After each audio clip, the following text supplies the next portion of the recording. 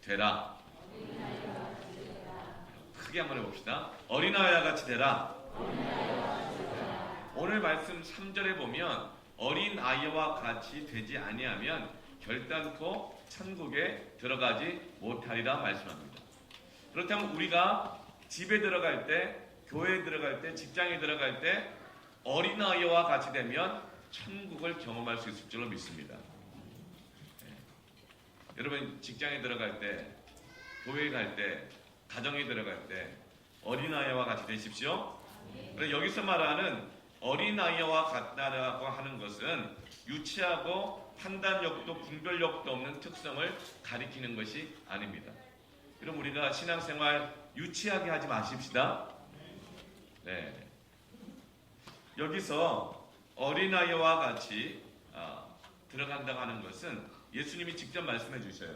4절 말씀 보면 같이 함께 읽을까요? 시작.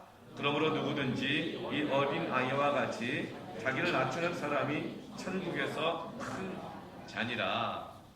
여기서 어린아이와 같다고 하는 것은 그 특징을 자기를 낮춘다라고 말하는 것입니다. 유치한 걸 뜻하는 것이 아니에요. 여러분 겸손한 것이 유치한 것이 아니죠. 익은 뼈가 고개를 숙인다고 성숙함의 가장 큰 지표 중에 하나는 바로 겸손함입니다. 자기를 낮추는 거예요. 여기서 말하는 어린아이라고 하는 것은 단지 나이가 적다는 것을 뜻하는 것이 아닙니다. 어린아이가 가지고 있는 하나의 특성이 있는데 그것은 자기를 낮춘다는 거예요. 근데 어린아이와 같이 낮춘다고 하는 것은 순수하게 낮춘다는 거예요. 정치인들처럼 낮추는 게 아니에요. 겸손하게 보이려고 낮추는 게 아니고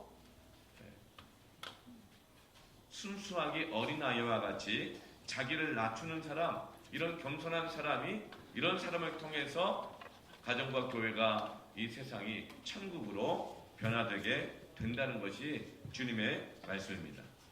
네. 여러분 성숙함은 단지 나이에 있지 않습니다. 또 미숙함도 나이가 어리다고 해서 다 미숙한 것이 아닙니다. 성숙함의 지표는 자기를 낮추는 사람. 자기를 낮추는 사람을 통해서 하나님의 나라가 이루어진다는 것이죠. 예수님이 이 땅에 오실 때 어떤 모습으로 오셨죠? 아기로 오셨잖아요. 어린아이와 같이 자기를 낮추셔서 이 땅 가운데 오셨습니다. 우리 예수님은 근본 하나님의 본체셨으나 이 땅 가운데 사람의 몸을 입고 오시되 어린 아기로 오셨어요. 자기를 낮추셨습니다. 이걸 인카네이션, 성육신이라 그러죠. 그래서 주님이 오심으로 이 땅 가운데 천국이 시작되게 된 것입니다. 여러분 어린아이가 자기를 낮출 때 그 낮추는 모습이 어떠합니까? 어린아이들은요 많이 물어봐요. 어린아이는 가르치는 자가 아니라 늘 배우는 자의 모습입니다. 여러분 자녀들을 기를 때 아이들이 말을 떼기 시작하면 가장 많이 하는 게 뭘까요? 네, 묻습니다. 엄마 이게 뭐예요? 아빠 이게 뭐예요? 이건 왜 이래요? 네. 어린아이의 특징은 가르치는 자가 아니라 배우는 자입니다. 어디를 가든지 내가 자꾸 가르치려고 들면 거의 천국이 안 돼요. 그러나 묻고 배우려고 하면 그 사람을 통해서 그 가운데 화평이 있고 평강이 있고 천국이 이루어진 줄 믿습니다. 마태복음 11장 29절 말씀이에요. 마태복음 11장 29절 말씀 함께 했습니다. 나는 마음이 온유하고 겸손하니 나의 멍에를 메고 내게 배우라. 그리하면 너희 마음이 쉼을 얻으리니. 여러분 천국 같은 것 정말 마음의 평강과 쉼이 있는 것이죠. 그것은 바로 겸손함을 통해서 이루어지는데 자기를 낮추고 겸손한 것의 특징이 뭐라고요? 내게 배우라. 따라합시다. 내게 배우라. 네, 난 더 이상 배울 것이 없어요. 난 완벽해요. 난 아무 문제가 없어요. 그런 사람이 있으면 그곳은 지옥같이 변할 가능성이 커요. 그러나 내가 아직 부족하고 배우려고 하는 사람이 있는 것을 통해서는 마음의 쉼을 얻는 것이 됩니다. 여러분 가르치려고 하기보다 배울 수 있기를 바랍니다. 누구에게 배웁니까? 내게 와서 배우라 그래요. 주님께 와서 배우라. 자기를 낮추는 사람은 어린아이가 부모에게 늘 물어보는 것처럼 날마다 하나님 앞에 묻습니다. 기도합니다. 하나님, 나의 가정을 어떻게 섬기면 좋을까요? 하나님, 이 문제는 어떻게 하면 좋을까요? 하나님께 늘 묻습니다. 하나님께 늘 배우려고 합니다. 그것이 바로 어린아이와 같이 자기를 낮추는 자의 특징입니다. 여러분, 큐티하십시오. 여러분, 기도하십시오. 그것이 바로 어린아이와 같이 하나님 앞에서 자기를 낮추는 사람입니다. 바로 그런 사람을 통해서 천국을 경험하게 될 수 있는 줄로 믿습니다. 이 겸손함에는 하나님의 놀라운 축복이 있습니다. 시편 138편 6절 말씀을 함께 읽읍시다. 여호와께서는 높이 계셔도 낮은 자를 굽어 살피시며 멀리서도 교만한 자를 아시니. 교만한 사람은 멀리서 봐도 티가 금방 난다고 합니다. 그런데 하나님께서는 낮은 자를, 자기를 낮추는 자를 어떻게 하시죠? 굽어 살피십니다. 돌보신다는 뜻이에요. 내가 겸손해지면, 내가 낮추어지면 하나님이 우리를 책임져 주실 줄로 믿습니다. 그래서 자기를 낮추는 사람을 통해서는 하나님의 능력과 역사가 나타나요. 근데 자기를 높이고 자기를 주장하는 사람을 통해서는 그 사람의 능력이 나타납니다. 그런데 자기를 낮추고 겸손하는 사람을 통해서는 하나님의 돌보심과 역사가 나타납니다. 하나님의 역사가 나타나게 하십시오. 누구를 통해서요? 나를 통해서. 그네가 어떤 사람? 나를 낮추고 겸손한 사람을 통해서는 하나님의 역사가 나타나는 줄 믿습니다. 어린아이와 같이 되십시오. 아멘. 두 번째로는요, 따라합시다. 누룩이 되라. 이런 누룩은 이스트입니다. 발효시키는 발효제가 누룩이에요. 빵을 만들 때 들어갑니다. 마태복음 13장 33절 말씀에 또 비유로 말씀하시되 천국은 마치 여자가 가루 서말 속에 갖다 넣어 전부 부풀게 한 누룩과 같으니라. 누룩은 부풀게 하는 특징이 있습니다. 천국은 누룩이 있을 때 천국과 같아진다는 거예요. 성경에서 누룩은 부정적인 의미로 쓰여지기도 하고 긍정적인 의미로 쓰여지기도 하는데 오늘 여기서는 이 누룩이 천국을 이룬데 긍정적인 의미로 쓰여지는 것을 말씀합니다. 누룩의 특징이 있어요. 누룩의 특징은 적은 양이지만 나머지 모든 것을 그 전부를 부풀리게 하는 능력이 있습니다. 적은 것 같지만 엄청난 영향력이 있어요. 이 누룩은 큰 반죽을 가루 서말을 부풀립니다. 근데 부풀리는데 그냥 부풀리는 게 아니고 어떻게 돼요? 밀가루 반죽을 그냥 놔두면 물에 반죽하면 딱딱하게 굳어버리잖아요. 근데 이 누룩을 넣고 발효를 시키면 어떻게 됩니까? 부풀어질 뿐만 아니라 그 밀가루가 폭신폭신해져요. 부드러워져요. 카스테라 같아져요. 네. 달콤해집니다. 누룩은 크게 부풀리게 하는 특징이 있고 또 부드럽게 하는 특징이 있습니다. 여러분, 어떤 사람, 누룩과 같은 사람이 있어요. 그 사람이 가면 분위기가 부드러워져요. 따뜻해져요. 여러분, 그런 사람 되기를 축복합니다. 한 사람의 적은 사람을 통해서인 것 같지만 그 사람을 통해서 하나님의 은혜가 더 커져요. 기쁨이 더 커져요. 평안함이 더 커집니다. 그리고 더 부드러워집니다. 그런데 누룩은 부풀리기는 부풀리는데 무엇을 부풀릴까요? 자기를 부풀리는 것이 아니라 나머지 다른 사람들을 더 부풀립니다. 자기를 부풀리면 딱딱해져요. 자기를 부풀리면 어두워집니다. 불편해집니다. 그런데 상대방을 부풀리는 것이죠. 이게 누룩의 역할이에요. 상대방을 칭찬합니다. 상대방을 격려합니다. 상대방을 더 높게 여깁니다. 그럴 때 그것이 천국과 같아지는 거예요. 그럴 때 따뜻해지고 부드러워지고 평안해지게 되는 것입니다. 여러분, 칭찬을 많이 하십시오. 집에 들어갈 때 내가 누룩이 되리라. 나를 부풀리는 것이 아니라 나를 과시하고 내가 누군데 내가 한 게 얼마나 많은데 이것이 아니고 당신이 한 것이 얼마나 많은데, 우리 아이가 얼마나 애를 많이 썼는가. 여러분, 상대방을 부풀리시길 바랍니다. 크게 하시길 바랍니다. 칭찬과 격려만큼 누르기 역할을 잘 감당할 수 있는 것은 없습니다.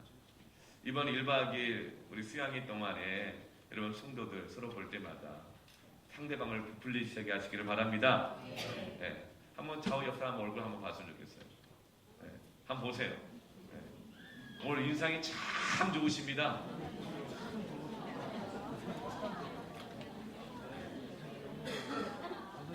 다시 얼굴 바라보시면서 당신 얼굴 보니 예, 조우성이 울고 갈 만큼 미남입니다. 예, 여성분들의 누굴 얘기할까요? 당신 얼굴 보니 내 눈이 다 환해집니다.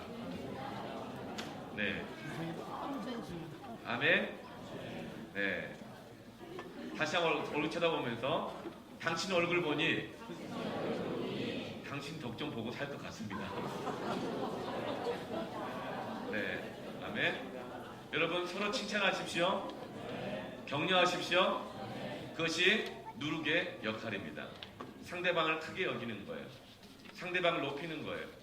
그럴 때 부풀어 오르는 겁니다. 그리고 부드러워지는 것이죠. 누룩은 부드럽게 하는 역할도 있습니다. 여러분 어떤 사람은 참 쿠션의 역할을 해요.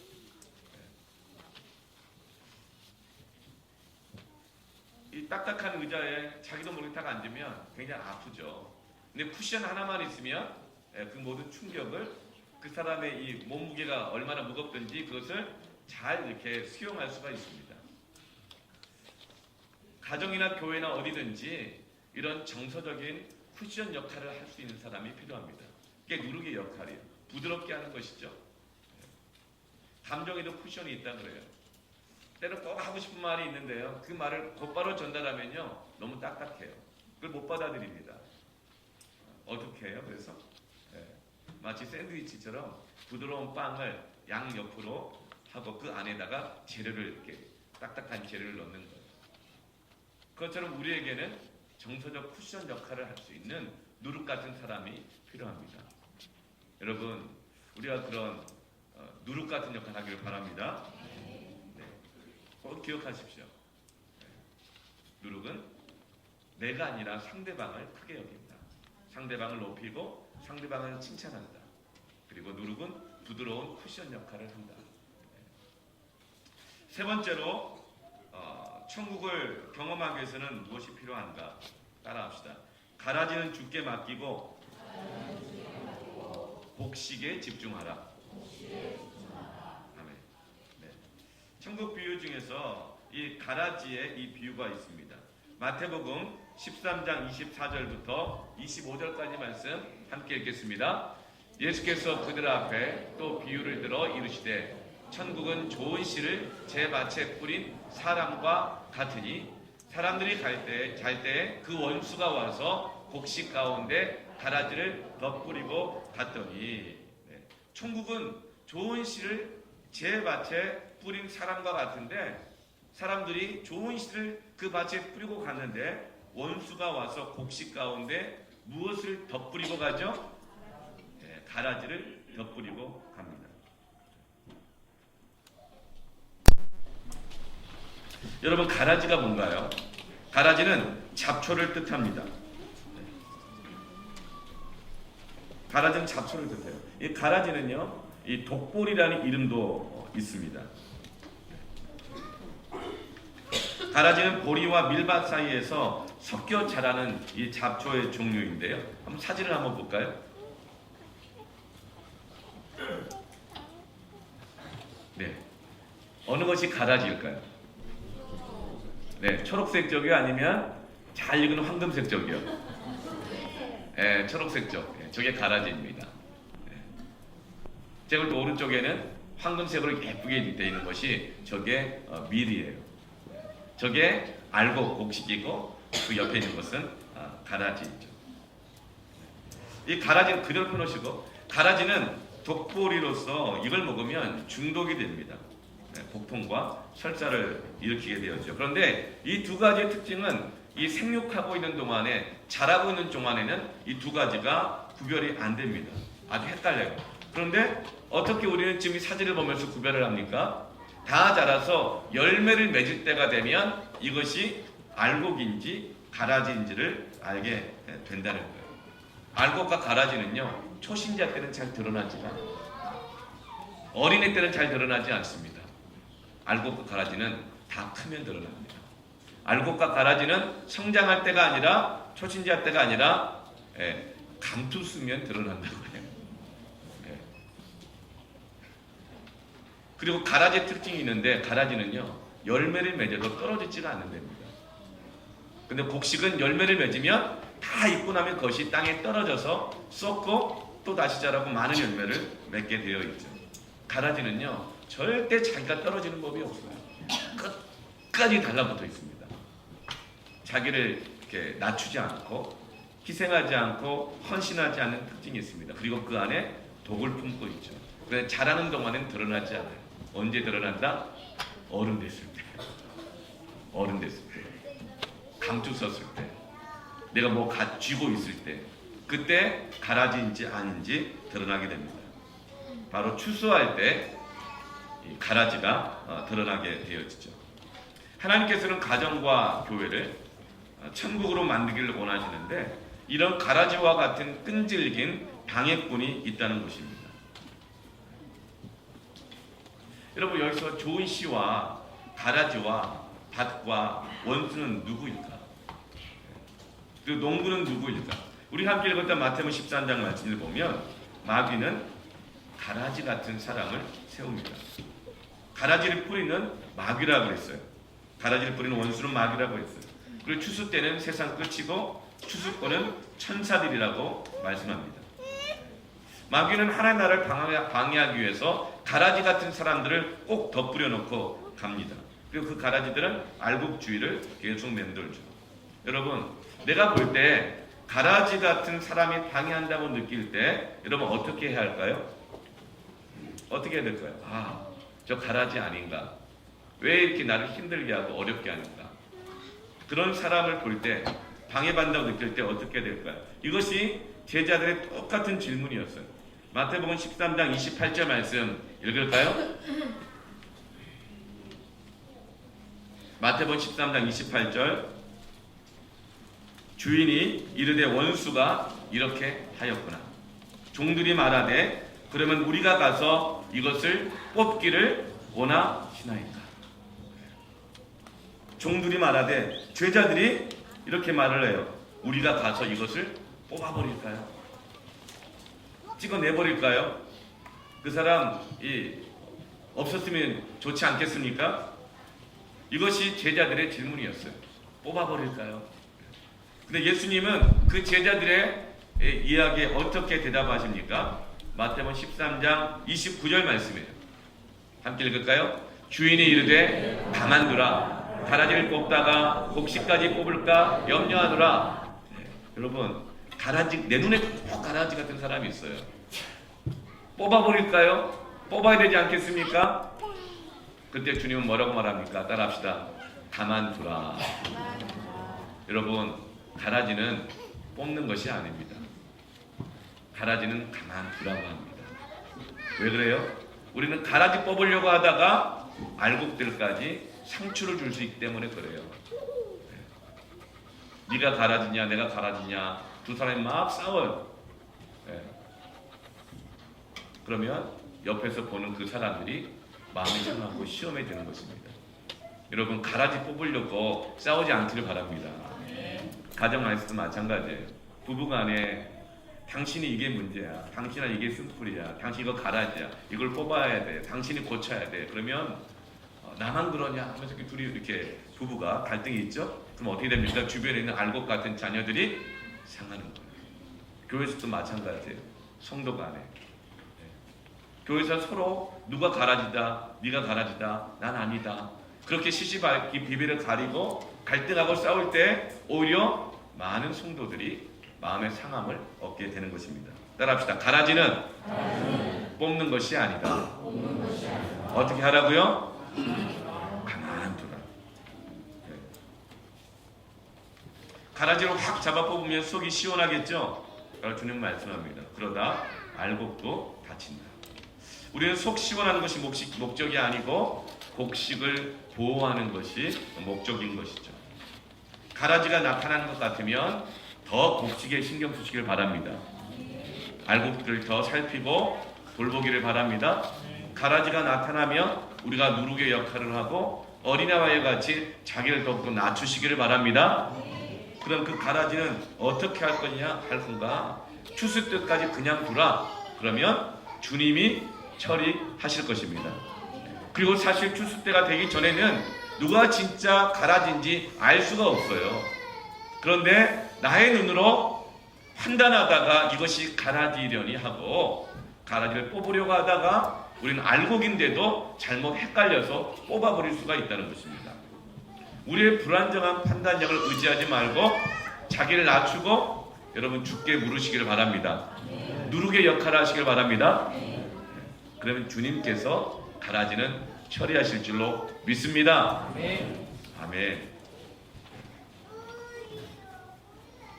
어제 우리 일당의 양육의 만남 세미나를 가졌어요.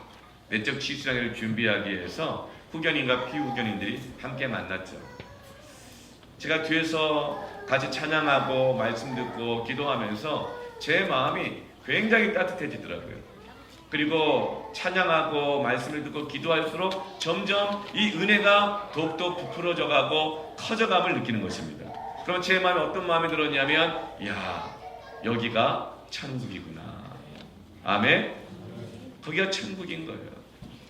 그 천국이 된 이유가 뭘까요?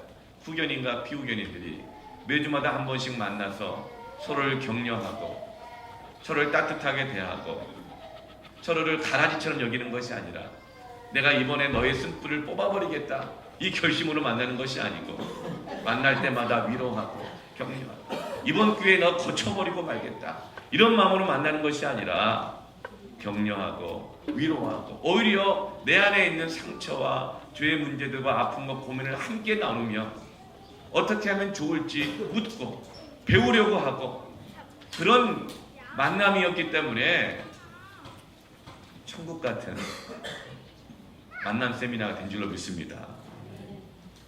이게 중요한 거예요. 우리가 누구를 만나든지 이번 기회에 너를 고치고야 말겠다. 너의 쓴뿌리를 뽑아버리고야 말겠다. 가르치려고 하고 고치려고 하는 것이 아니라 오히려 나의 연약함을 나누고 고백하고 도움을 요청하고 기도를 부탁하고 함께하기를 원하고 할 때에 그 누룩 같은 역할, 그 어린아이 같은 모습을 통해서 1:1 만남의 천국이 이루어지고 그들이 가는 내적 지성에서 천국을 경험하고 그분들이 있는 곳 가운데 천국이 이루어진 줄로 믿습니다. 여러분 어린아이 같이 되십시오. 누룩이 되십시오. 가라지는 어떻게 하라고요? 가만 두어라. 가라지 잘못 건드렸다가 큰일 납니다. 주님이 하실 것입니다. 주님이 고치실 것입니다. 주님이 바꾸실 것입니다. 우리는 어린아이 같이 되고 누룩이 되십시다. 내가 그 가라지를 처리하려고 하다가 실패하는 일들이 얼마나 많이 있습니까? 주변 곡식까지 시험 들고 나 자신뿐만 아니라 많은 사람들이 상처받고 그리고 결국은 그 가라지를 덧뿌리고 간 마귀의 역사에 말려드는 경우가 참 많이 있죠. 하나님께 맡기십시다. 아멘. 그리고 우리는 알곡들을 살피고 알곡들과 함께하고 알곡들을 격려하고 위로하는 일에 더 힘써야 할 것입니다. 에스겔서 34장 말씀을 찾아보면 거기는 착한 양과 못된 양이 나와요. 착한 양은 알곡이고 못된 양은 가라지입니다. 못된 양의 특징은요, 좋은 풀을 자기가 먼저 먹고 다른 양이 그 풀을 나머지 풀을 먹게 하는 것이 아니라 자기가 먼저 먹고 나서 다른 양이 못 먹게 발로 밟아버린다라고 나와 있어요. 내가 못 가지면 다른 사람 갖는 것도 싫어 이것이 아니고 그 정도가 아니고 내가 먼저 먹고 나머지를 아예 못 먹도록 발로 밟아버린다는 거예요. 그것이 못된 양, 가라지의 특징입니다. 그리고 물을 마시는데 맑은 물을 발로 밟아서 더럽혀가지고 다른 사람들이 먹지 못하도록 만든다는 거예요. 그리고 옆구리와 어깨로 밀어들어서 넘어뜨리는 것이 못된 양의 특징이라고 해요. 그리고 병든 양을 뿔로 받아버린다고 말합니다. 약한 사람만 보면 뿔로 받아버린다. 강한 사람 앞에서는 눈치 보고 잘 표현 못하지만 약해 보이는 사람 앞에 가면 그걸 뿔로 받아버리는 특징이 있대요. 힘센 양 앞에서는 꼼짝 못해요. 여러분, 저 어쩔 때 이런 말을 들을 때가 있습니다. 목사님, 이런 사람이요 이렇게 자꾸 가시 역할을 해요. 그 제가 이렇게 얘기하죠. 저는 그런 모습 그분에게 한 번도 본 적이 없는데요. 그렇게 얘기하면 이렇게 말해요. 목사님 앞이니까 안 한대요. 그 순간 제가 깨닫는 게 있어요. 내가 힘센 양인가? 힘센 양인가? 네. 여러분, 못된 양은요 힘센 양 앞에서는 가만히 있는데 약한 사람, 약한 사람을 뿔로 자꾸 받는다고 합니다. 어떻게 해야 될까? 주님께서 말씀하세요. 마지막 때에 그 못된 양을 내가 직접 처리하겠다. 그리고 흙탕물로 물을 마시지 못한 양, 겸손한 양, 연약한 양들은 따라합시다. 축복의 소낙비를 내려주겠다. 물 웅덩이가 더러워지면 하늘에 마르지 않는 샘이 있는데 그 샘을 터뜨리셔서 소낙비로 그 목을 채워 주시겠다. 아멘. 그러니까 악한 양들을 어떻게 하라? 내버려 두라. 그리고 인내하라. 견디라. 때로는 하나님께서 그 못된 양을 통해서 우리를 더 좋은 양으로 연단하신 줄을 믿습니다.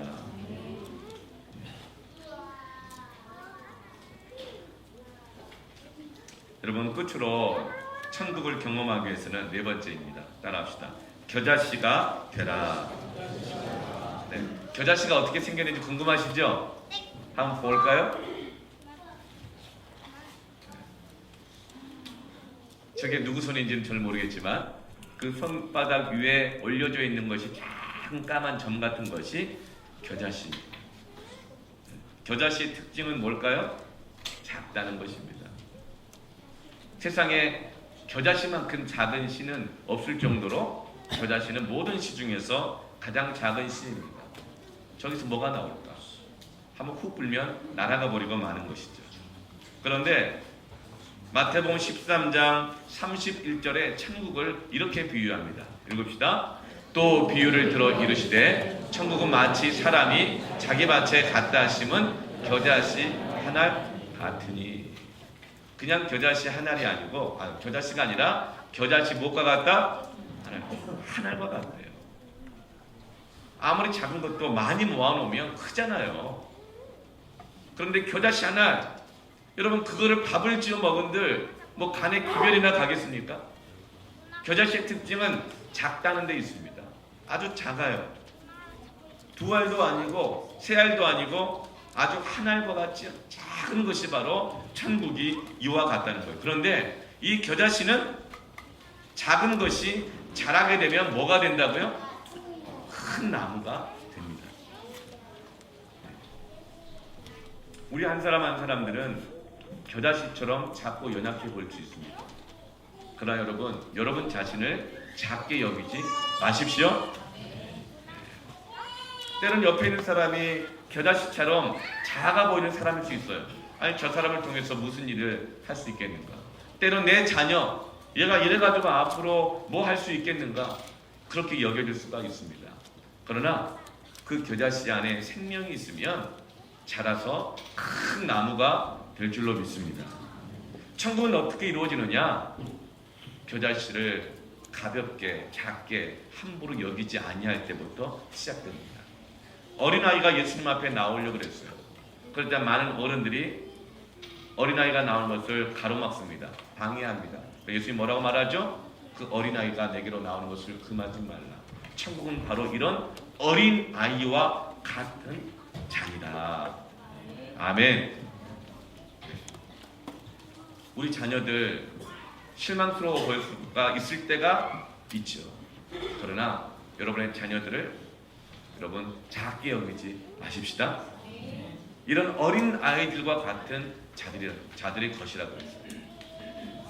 그리고 공동체 안에서 어디에 있든지 정말 자기를 막 낮추는 사람이 있습니다. 자기를 낮추는 사람이 있어요.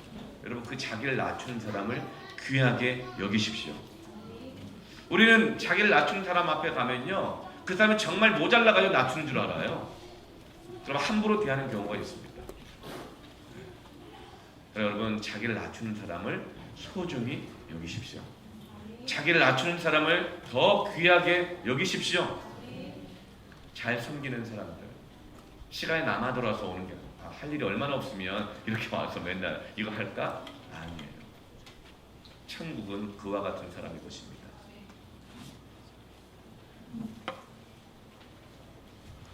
하나님께서 어떤 일을 우리에게 맡기실 때, 그래요, 알겠습니다, 그렇게 하겠습니다, 그렇게 잘 받아들이는 사람을 보면 저 사람은 경험도 없고 아는 것도 없어가지고 저렇게 내내만 한다 이렇게 여기지 마십시오.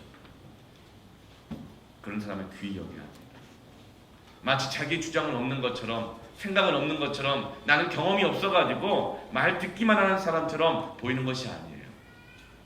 그게 순종하는 사람들을 귀하게 여기십시오. 천국은 어린아이와 같은 사람의 것이라고 했어요.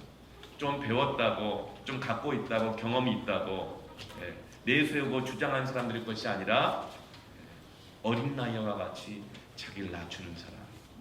그런데 그렇게 낮추는 사람들을 가볍게 여기지 않고 함부로 대하지 않고 더 존귀히 여기는, 바로 그것을 통해서 천국이 이루어짐을 믿습니다. 네. 겨자씨를 작게 여기면 안 돼요. 함부로 여기면 안 돼요.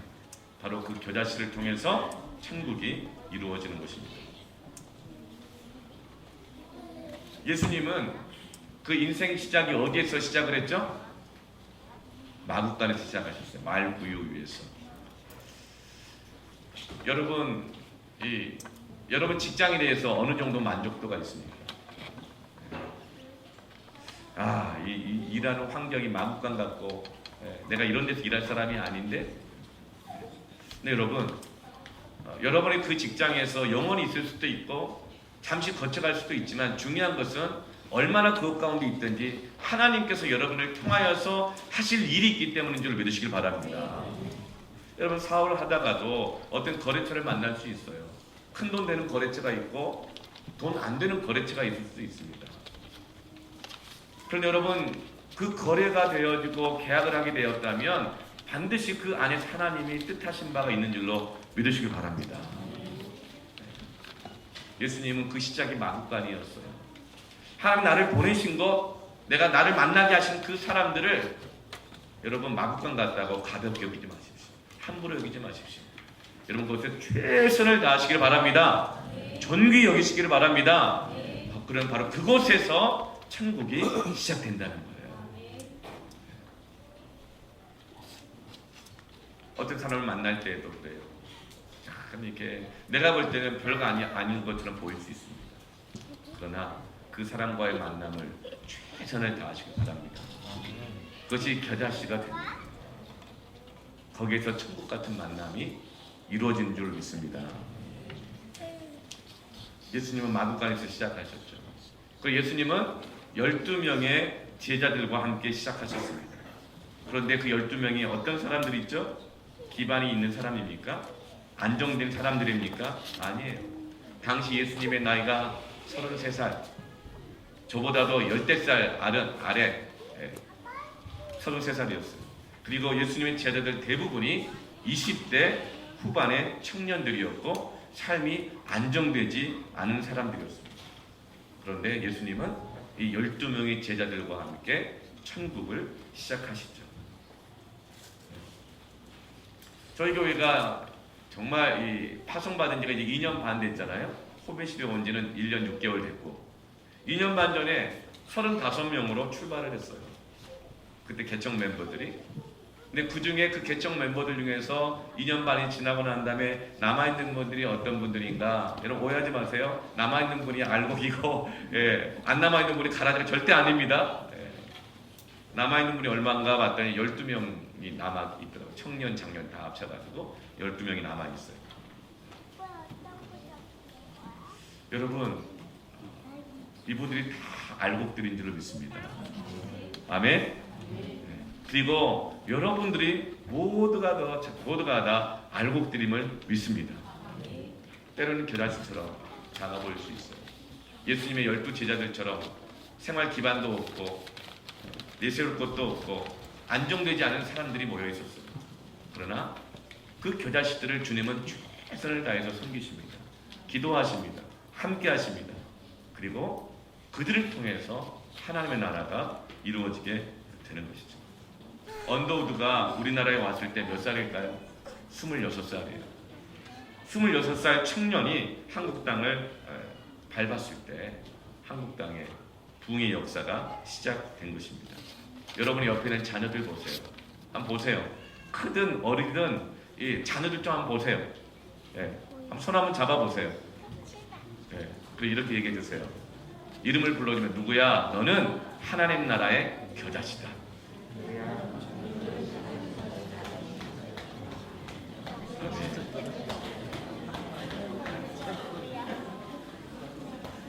여러분, 오늘 하나님께서 우리에게 천국을 이룰 수 있는 4가지의 영적인 진리를 말씀해 주셨습니다. 첫 번째가 뭐죠? 어린아이가 되라. 두 번째가 누룩이 되라. 세 번째가 가라지는 가만 두고 곡식에 집중하라. 네 번째가 겨자씨가 되라. 아멘.